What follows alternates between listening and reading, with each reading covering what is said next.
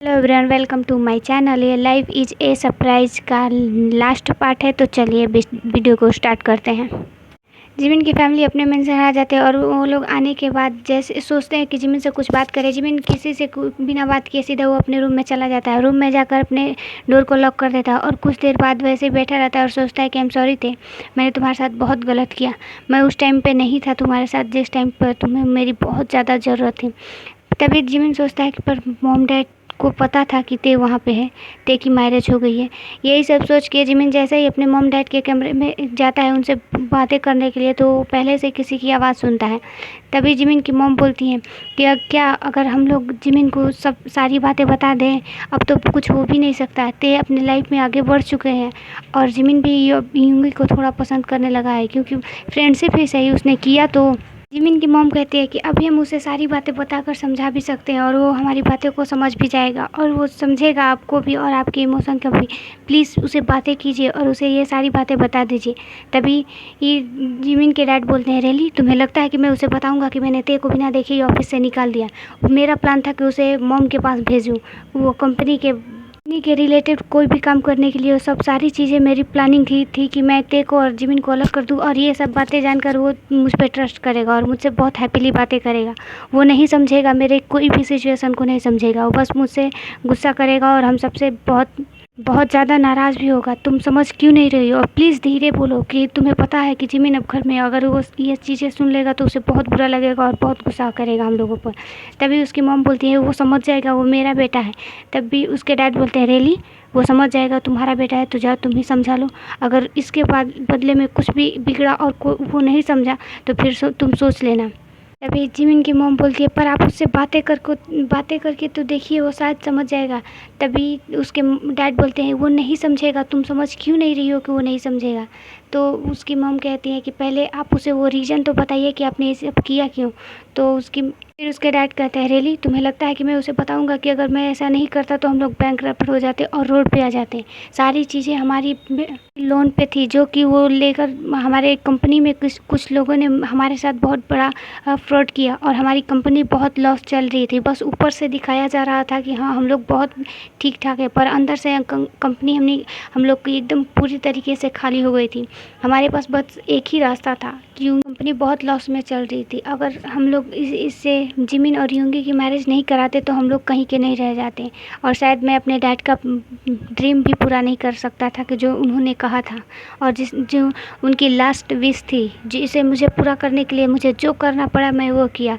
यही सब सुनकर जैसे ही जिमिन के डैड वो डोर की तरफ जैसे ही देखते हैं, वो देखकर पूरी तरीके से शॉक हो जाता है, क्योंकि जिमिन वहीं पर खड़ा होकर सारी बातें सुन रहा था।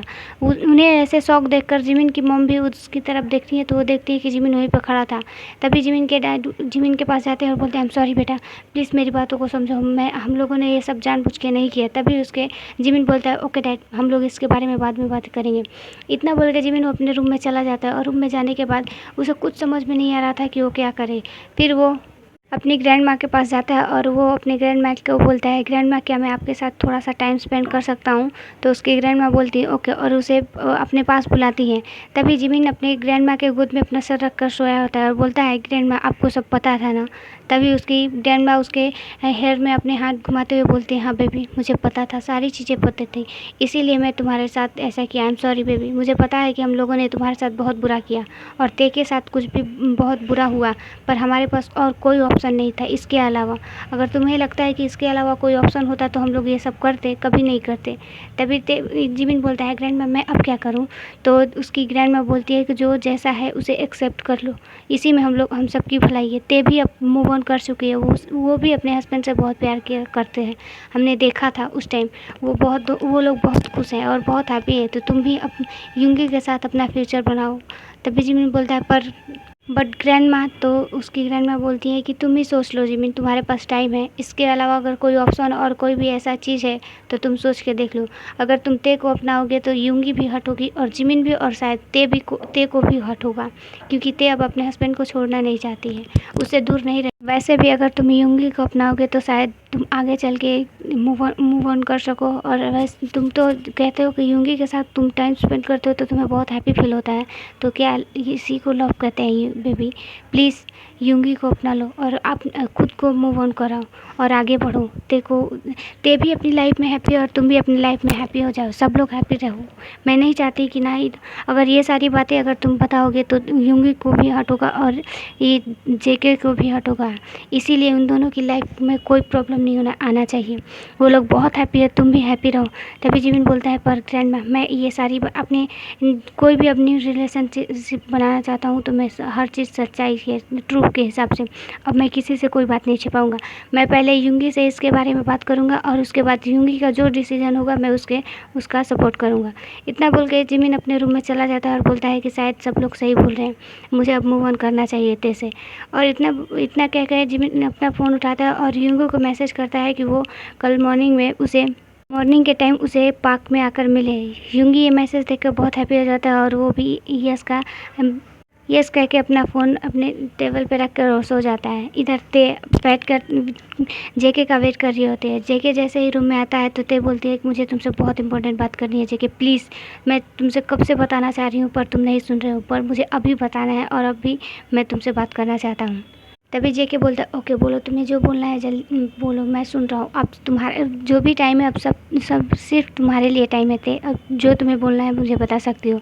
ते जैसे कुछ बोलने वाली होती है उससे पहले ही जेके पे एक मैसेज आता है और जेके बोलता है, प्लीज जिमिन ने मुझे बुलाया है कल, वो भी हम दोनों को साथ में, तो जल्दी। अब कौन सी बात है कि जिमिन हम दोनों को साथ में बुलाकर बात करना चाहता है, जिसे ये सुनकर ही ते थोड़ा नर्वस होने लगती है और थोड़ा डरने भी लगती है। तभी ते जेके बोलता है, कोई बात नहीं, हम लोग कल जाकर उससे मिल लेंगे। अच्छा बोलो ते, तुम कुछ बोलने वाली थी।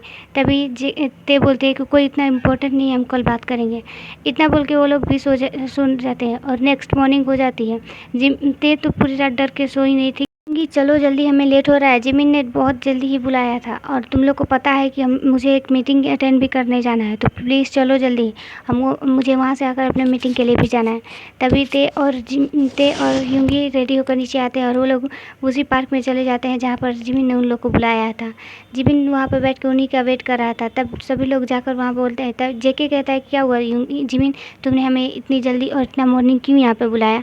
तो जिमिन बोलता है कि हमें आप दोनों से बहुत इंपॉर्टेंट बात करनी है।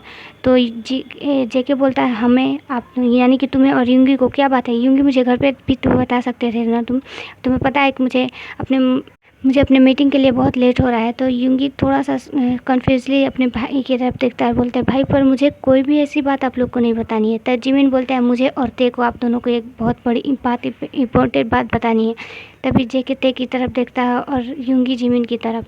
वो जिमिन बोलता है, ते की तरफ देख कर ते थोड़ा सा नर्वस भी थी और थोड़ा डर भी रही थी। तो जिमिन बोलता है कि आई एम सॉरी ते, बट मैंने जो पहले किया उसके लिए आई एम सॉरी।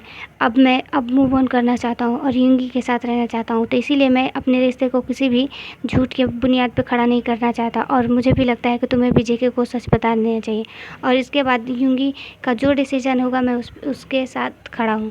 अगर वो मुझसे मैरिज भी नहीं करना चाहता है तो कोई बात नहीं, पर मैं उसे मनाऊंगा और उसे मनाकर ही मैरिज करूंगा, क्योंकि मुझे यूँगी के साथ रहना बहुत अच्छा लगता है, उसके साथ टाइम स्पेंड करना बहुत अच्छा लगता है। ये सारी चीज़ें सुनकर सब लोग थोड़ा कंफ्यूज थे। तभी जिमिन बताता है कि ते और जिमिन पहले रिलेशनशिप में थे, पर कुछ प्रॉब्लम के कारण वो लोग अलग हो गए और कुछ कन्फ्यूजन और मिसअंडरस्टैंडिंग के कारण वो लोग अलग हो गए थे। पिछली जितनी सारी बातें थी जिमिन और सबको बता देता है और जेके जैसे ही ते की तरफ घूमता है तो ते अपना हेड यस में चेक करती है, जिससे जेके को थोड़ा सा बुरा लगता है, पर कुछ नहीं बोलता है। वो चुपचाप वहीं पे खड़ा होकर सारी बातें सुनता है। तभी जिमिन अपने नींद पे बैठ जाता है और बैठने के बाद यूँगी के पास अपने हैंड आगे करते हुए बोलता है, यूँगी अगर तुम्हारा कोई भी फैसला हो तो मैं उस पर सपोर्ट करूँगा, पर मैं एक बात तुमसे बता देना चाहता हूँ कि अब मैं मूव ऑन करना चाहता हूँ तुम्हारे साथ बहुत हैप्पीली टाइम स्पेंड करना चाहता हूँ, होल लाइफ में तुम्हारे साथ रहना चाहता हूँ यूँगी, प्लीज़ एक्सेप्ट मी। तभी यूँगी को कुछ समझ में नहीं आता और फिर वो जिमिन से पूछता है कि अब तुम इसके बाद किसी की तरफ नहीं देखोगे, बस जो भी मेरी तरफ देखोगे, और कोई भी ऐसा पर्सन हो या कोई भी इतने ब्यूटीफुल या हैंडसम बॉय और कोई भी हो उसकी तरफ कभी नहीं देखोगे। तभी जिमिन तुरंत कहता है, नहीं, मैं कभी किसी की तरफ नहीं देखूंगा, क्योंकि जब तक मेरा बेबी बॉय मेरे साथ हो तो मैं किसी और की तरफ कहाँ से देखूंगा। इतना क्यूट है और कितना प्यारा है और कितना हैंडसम भी है, तो मैं इसे छोड़कर किसी को अब नहीं देखूंगा। तभी यूंगी बोलता है इट्स ओके, हमारी मैरिज होगी, आई लव यू जिमिन। तभी जिमिन बोलता है आई लव यू टू यूंगी। इतना बोल के वो लोग हक करने लेते हैं और हक करने के बाद जेके कुछ नहीं बोलता है, बस ते को देखता है और ते अपना हेड नीचे की तरफ करके रखी थी। तभी जेके बोलता है मुझे मीटिंग के लिए लेट हो रहा है। तो ते बोलते है पर जेके इससे पहले जेके को ते कुछ बोल पाती, जेके वहाँ से निकल जाता है। तभी यूंगी ते के पास आता है और बोलता है कोई बात नहीं, भाई समझ जाएगा, उसे थोड़ा सा टाइम चाहिए। सब लोग घर पे आ जाते हैं और घर आने के बाद सब यूंगी के मैरिज की तैयारी करने प्रिपरेशन करने लगते हैं। और ते घर पे बैठी थोड़ा बोर हो रही थी और वो डर भी रही थी क्योंकि जेके का फैसला क्या है वो यही सोच के बस डर रही थी। फिर ऑल डे बीत जाता है, फिर भी अभी जेके घर पे नहीं आता है। रात के 10 बज गए होते हैं, फिर भी अभी जेके घर पे नहीं आता है। ते बहुत डर रही थी और उसे कुछ समझ भी नहीं आ रहा था कि वो क्या करे। ते हॉल रूम में बैठकर जेके का वेट कर रही होती है। तभी ये डोर अनलॉक होने की साउंड सुनकर ते डोर की तरफ देखती है तो जेके आ रहा था और वो थोड़ा गुस्से में भी था। वो थोड़ा गुस्से में था। ते जेके के पास जाती है और उसका बैग ले लेती है और लेने के बाद उसे पानी ला कर देती है। जेके थोड़ा सा पानी पीकर वो अपने रूम में चला जाता है, जिससे ते को बहुत बुरा लगता है और वो सोचती है कि शायद जेके उससे नाराज़ है। जेके अपना नाइट क्लॉथ पहन के बेड पर लेटा होता है। तभी ते अंदर आती है और वो भी बेड के साइड के कोने पर लेट जाती है और बोलती है जेके। तो जेके कुछ नहीं बोलता है। तो ते देखती है कि जेके सो चुका होता है। तो ते भी बस वैसे ही सो जाती है और वो नेक्स्ट मॉर्निंग उठती है तो देखती है कि अभी भी जेके सोया हुआ था। तभी ते बोलती है कि ते जेके की तरफ टर्न होती है और उसे के फेस को टच करते हुए बोलती है कि मैं यही बात तुम्हें बताना चाहती थी जेके, इसीलिए मैं डर रही थी कि शायद जब तुम्हें पता चलेगा तो तुम मुझसे गुस्सा हो जाओगे और मुझसे नाराज़ हो जाओगे और ना तो तुम मुझसे बातें करोगे, बस इसीलिए। पर मैं अब तुम्हें नहीं खोना चाहती हूँ जेके, मैंने बहुत कुछ खो लिया है, बस अब तुम्हें नहीं। अगर तुम मेरे से दूर हो जाओगे तो मैं मर जाऊँगी जेके। तभी जेके अपना हैंड देके माउथ पे रखते हुए बोलता है कि तुम्हारी हिम्मत कैसे हुई ऐसा बातें बोलने की, और तुम्हें किसने बोला कि मैं तुमसे नाराज़ हूँ। तो ते बोलते तुम जगे हुए थे। तब जेके बोलता है कि हाँ मैं तुमसे पहले ही उठ गया था, बस थोड़ा सा रेस्ट करना चाहता था तुम्हारे साथ। ये बोलता है ते मैंने तुमसे पहले ही बोल दिया था, जो था वो पास्ट था, पर प्रेजेंट और फ्यूचर तुम्हारा तो मैं हूँ ना। तभी ते अपना हेड यस में से करती है। तो जेके बोलता है ओके आई लव यू।